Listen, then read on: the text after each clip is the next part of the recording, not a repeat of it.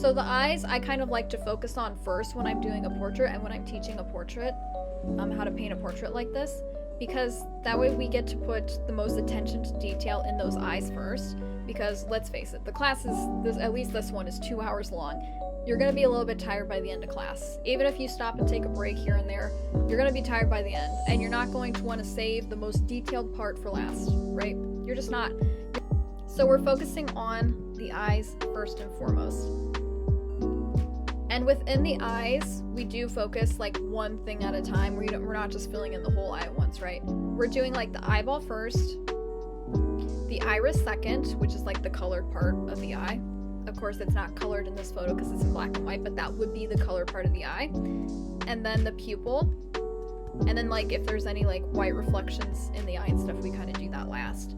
Right, so I did that with this left eye first, and then we do it with this right eye second. It's basically, you know, eyes are kind of mirroring each other, so it's kind of the same process both times.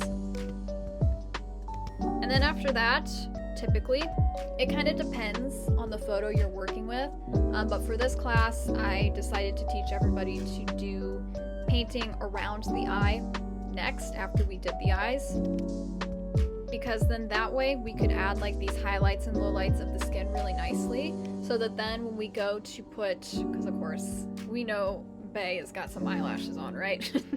she's got to, and right now we don't see any eyelashes there. But if we do the eyelashes, like, let me back this up. If we were, you can even see like the outline in the sketch of like where the eyelashes need to go, because there's some big eyelashes going on here.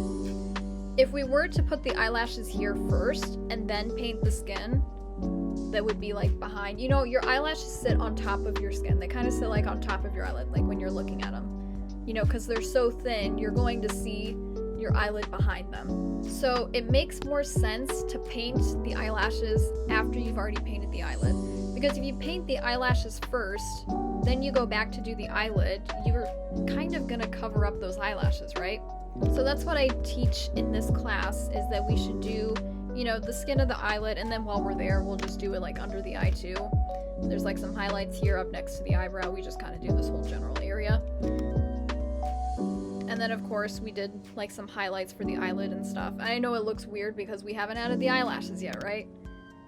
But then there we go. Then after that, we can add the eyelashes on top of that skin that's like behind the eyelashes, so that the eyelashes, you know, don't get faded into the background or anything.